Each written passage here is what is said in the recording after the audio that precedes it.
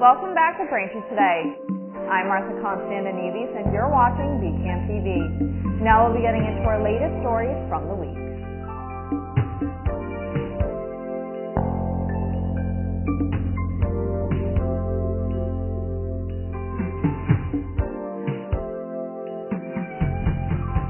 Welcome back to Braintree Today. I'm Martha Konstandinidis and you're watching BCAM TV. Now we'll be getting into our latest stories from the week. The Israeli military said on Wednesday that it would begin calling up around 60,000 reservists for duty as it proceeds with plans to take over Gaza City, a Hamas stronghold where hundreds of thousands of Palestinians are believed to be sheltering.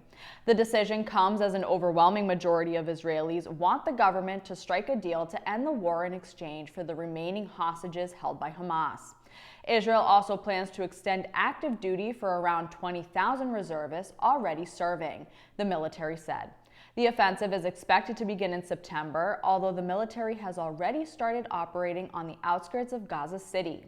After the Hamas-led October 7, 2023 attack on Israel, many reservists were quick to report for duty, but commanders say it has now become harder to convince reservists to report for duty.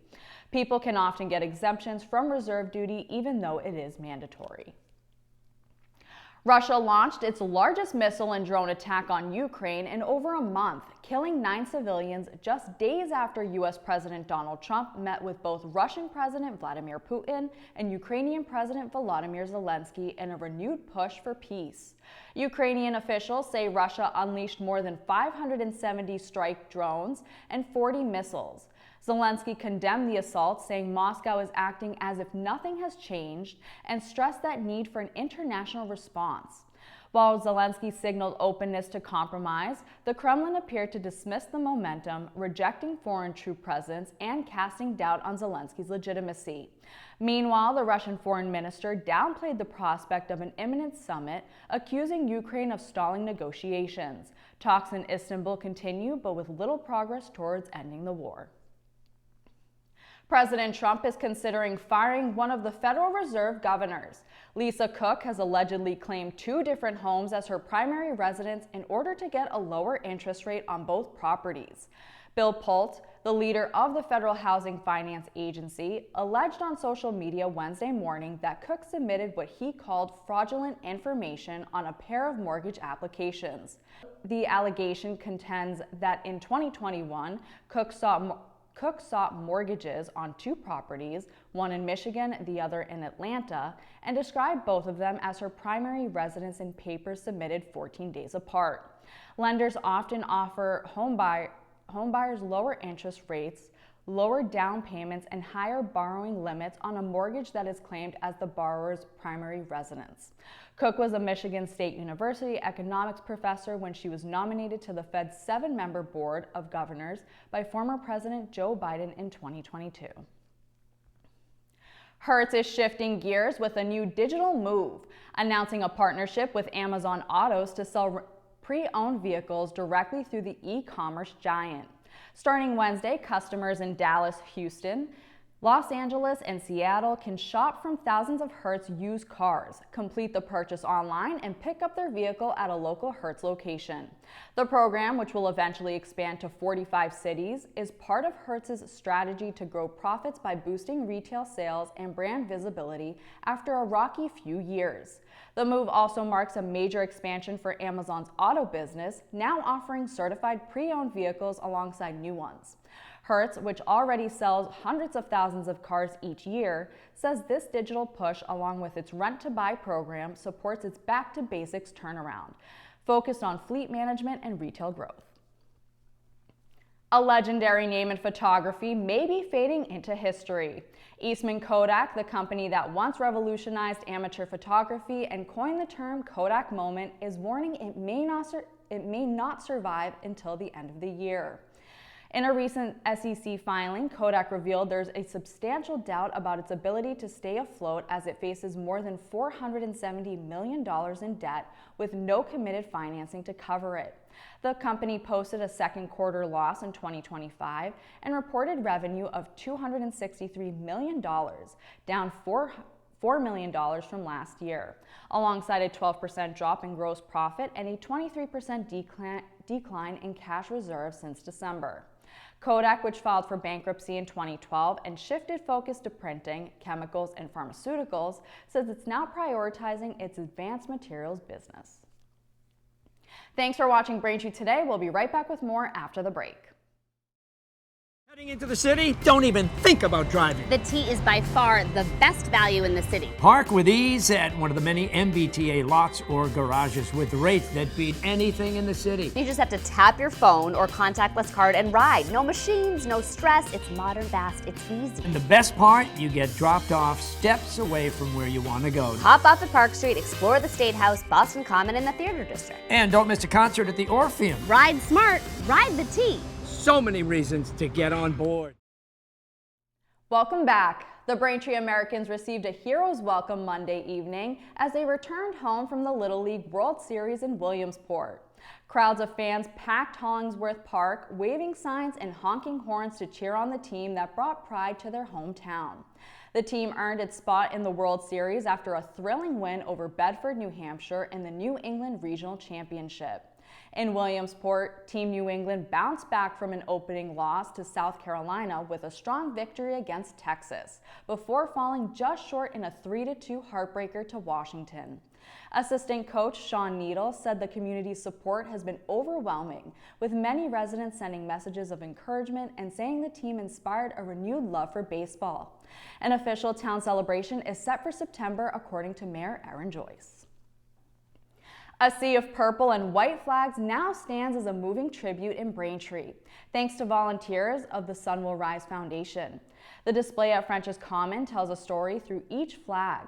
Purple for the 1,598 lives lost to overdose across Massachusetts in 2024, and white for the 6 Braintree residents who died this year.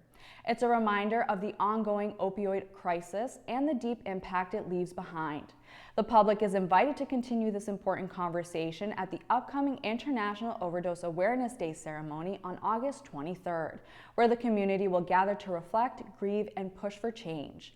You can RSVP now on Eventbrite. Just visit the Sun Will Rise Foundation on Facebook for more. Planet Fitness in Braintree is stepping up for a good cause, partnering with Got Sneakers to launch a sneaker recycling drive supporting local boys and girls clubs.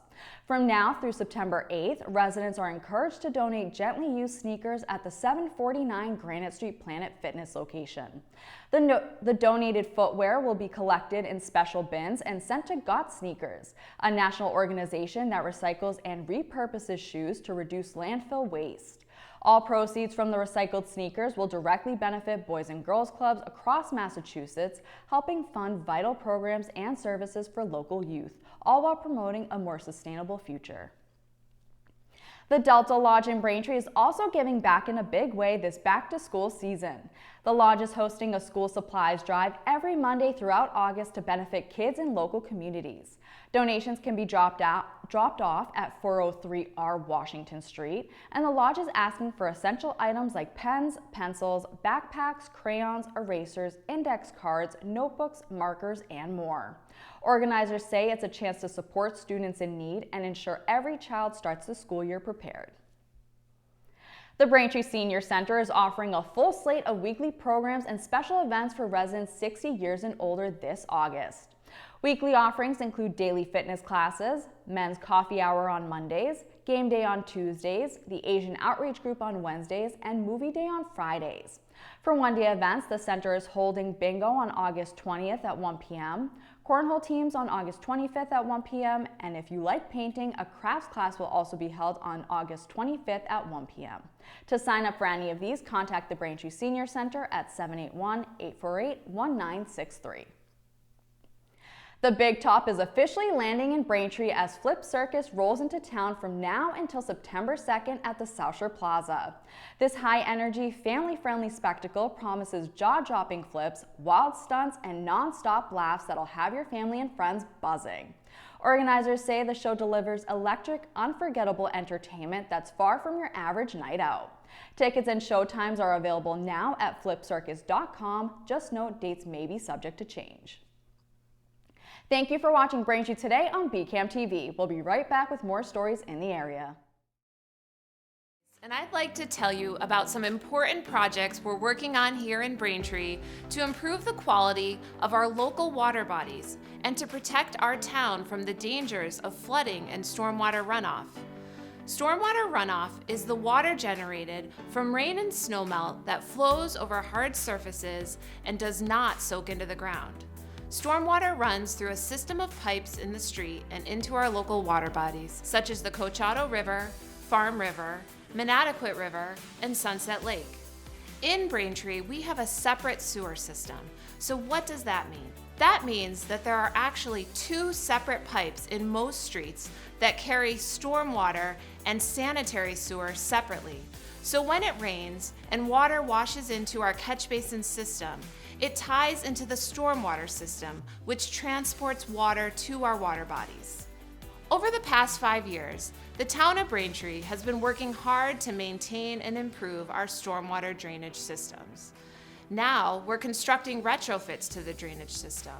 These drainage retrofits use the natural process of infiltration to improve water quality and reduce potential flooding in our neighborhoods. At Penniman Park Elder Affairs, we're constructing a bioretention basin behind the building. What that is right before the water, which today runs piped to the Manatequit River. This project intercepts that pipe before it goes and discharges into the river. And it creates a place for the water to go first, which is the bioretention basin. And in that basin, plants and engineered soils will filter the water so that that water that's coming off of the neighborhood right now, unfiltered, untreated, will be collected into a rain garden, and that provides a lot of pollution control before the water ultimately makes it to the Manatequit River. I'm Rachel Horak. I live here in Braintree, and I'm the president of Sustainable Braintree. We think of ways that we can help our residents of Braintree live healthier lives that are in better harmony with our planet. And we want to be sure that our waterways are clean so that our residents can enjoy them both for recreation and for beauty purposes. The bioretention basin will filter out the bad bacteria out of the stormwater before it hits the Manatequit River.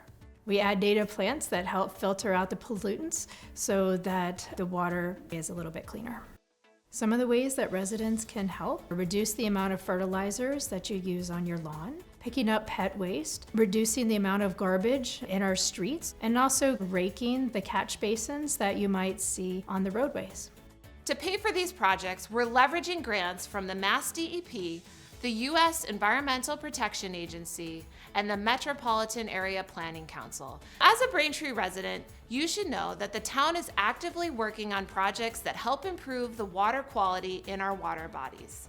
With your help and these projects, we will help filter pollution and keep Braintree's rivers, lakes, and streams beautiful for years to come.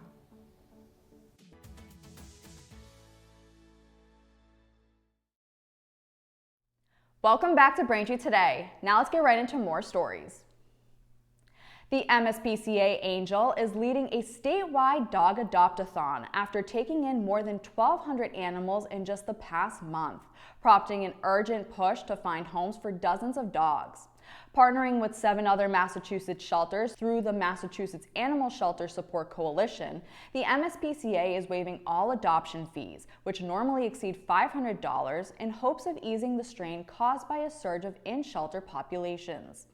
The event, called Munchkins, follows the America Runs on Doggos theme and focuses on dogs aged 1 year and older. It runs through Sunday, August 24th, and includes all 4 MSPA Angel shelters in Boston, Methuen, Salem, and Centerville on Cape Cod, as well as coalition members like the Berkshire Humane Society, Boston Animal Care and Control, and several others. Grocery shoppers in eastern Massachusetts could see some relief at the checkout line starting Friday, as Stop & Shop rolls out major price cuts across 88 regional locations. The Quincy-based supermarket chain announced it will slash prices on thousands of items as part of an ongoing affordability initiative. This includes nearly 20% off rotisserie chickens, a 28% drop on Italian bread, and 23% off Stop & Shop brand pasta. In addition, Stop & Shop has added kiosks at every store to make finding and activating digital coupons even easier. In Quincy, the police and firefighter unions are seeking to formally intervene in a lawsuit over 2 bronze statues planned for the city's new public safety building. One of St. Florian, the patron saint of firefighters, and the other of St. Michael, the archangel, often associated with police. The statues were commissioned by Mayor Thomas Koch and are estimated to cost $850,000. A group of Quincy residents filed a lawsuit earlier this year to block their installation, arguing the religious imagery on public property is inappropriate. Now the union wants in, not just to support the mayor, but to speak for their members. Judge William Sullivan heard arguments this week and is currently reviewing whether to allow the unions to officially join the case. A decision is expected soon. Meanwhile, the next key court hearing is scheduled for Friday, September 19th in Dedham Superior Court. That's when arguments will be heard on whether the statues can be installed while the case is still pending, or if an injunction will block them until a final ruling is made. It's officially back-to-school season, and just in time for back-to-school shopping, Simon Centers across Massachusetts have teamed up with the nonprofit Cradles to Crayons to collect clothing donations for kids in need. Participating malls will have bright yellow school bus displays inviting shoppers to grab a tag with requested items and return donations to a listed drop-off spot. Braintree and South Shore residents can find the display at South Shore Plaza near Macy's Selfie Wall, with donations accepted downstairs at the management office. The drive runs through September 1st, and for more information you can visit cradlestocrayons.org. Massachusetts is gearing up for the global spotlight as the 2026 FIFA World Cup heads to the Bay State, with Gillette Stadium, renamed Boston Stadium for the tournament, set to host 7 matches, including a highly anticipated quarterfinal on July 9th.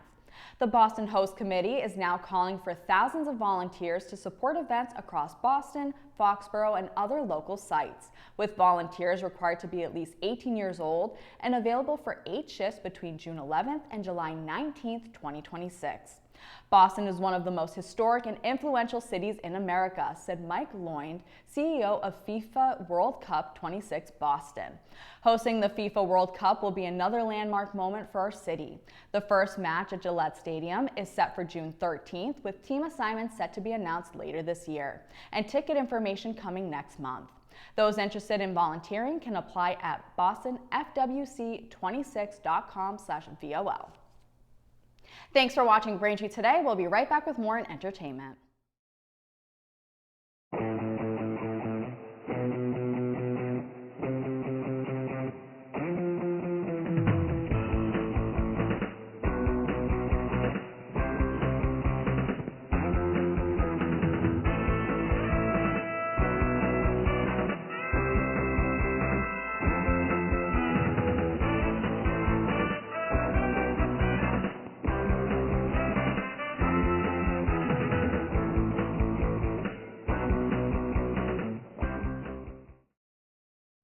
Welcome back to Braintree today. Now this weekend in entertainment, we have 3 movies for you to watch.